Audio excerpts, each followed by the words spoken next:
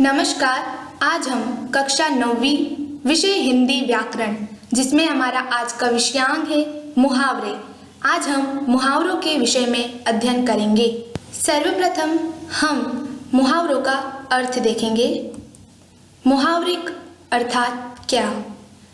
मुहावरा ऐसे शब्दों का समूह है जो अपने साधारण अर्थ को छोड़कर किसी विशेष अर्थ को प्रकट करता है, अर्थात जो वाक्यांश अपने सामान्य अर्थ को छोड़कर विशेष अर्थ प्रकट करते हैं वह मुहावरे कहलाते हैं।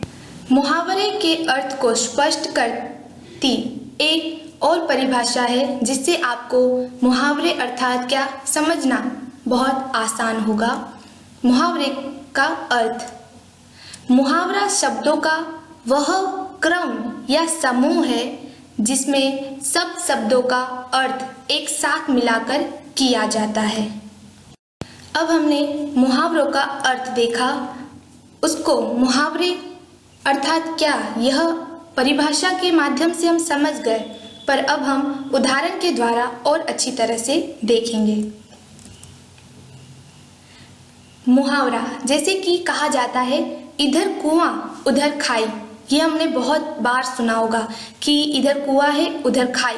उसका अर्थ होता है हर तरफ परेशानी होना, यानी कि हमारे पास अगर हम लोग उस बात को बताने जाएं तो वह बात बहुत लंबी हो जाती है कि हम इतने परेशान हैं, इतनी परेशानियां हमारे सर पर हैं। ये बातें मतलब कह कहकर हम लोग नहीं जानते पर इतना लंबा खींच जाते हैं।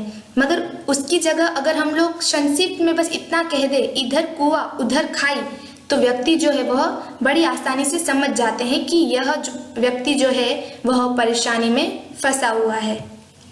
इसी प्रकार हम दूसरा उदाहरण देखेंगे। मौत सिर पर होना। बहुत बार हमने सुना है कि मौत सिर पर थी हमारे और हम वहां से निकल गए, यानी कि उसका अर्थ यह होता है कि किसी भारी संकट से घिरा होना। जब हम बहुत परेशानी में होते हैं, जब बस हम ये सोच रहे होंगे कि बस अब तो हम मरने वाले हैं, अब कोई चारा नहीं है, तब हम जो है इस मुहावरे का प्रयोग करते हैं, मौत सिर पर होना।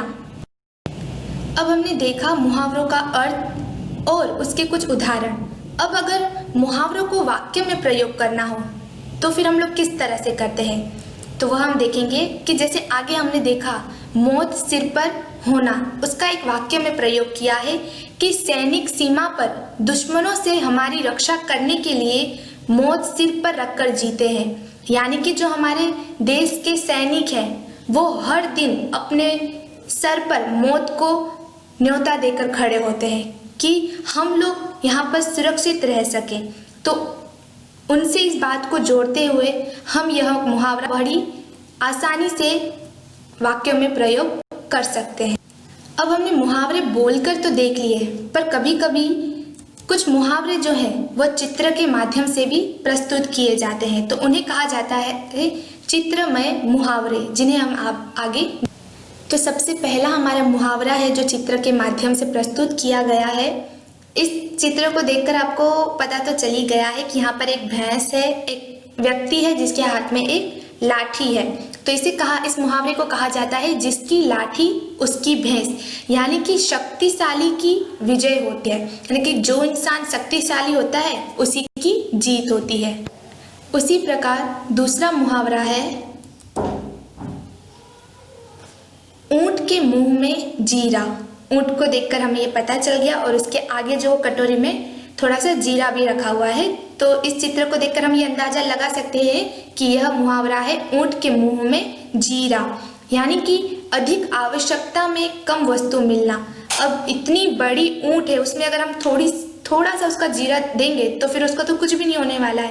यानी कि जब हमें आवश्यकता ही बहुत सारी चीज़ों का है तब हमें बहुत कम वस्तु मिलती है, उस वक्त पर हम यह जो मुहावरा है ऊंट के मुंह में जीरा, इस मुहावरे को वहाँ पर कह सकते हैं। तो यहाँ पर हमने देखा कि मुहावरे का अर्थ क्या होता है, उसके कुछ उदाहरण देखे, फिर उसको वाक्य में किस प्रकार से प्रयोग किया जाता है वह देखा, और हमने देखा कि चित्रों के माध्यम से मुहावरे किस तरह से प्रकट होते हैं। तो उम्मीद है आपको मुहावरे जो हैं वह समझ आ गए होंगे।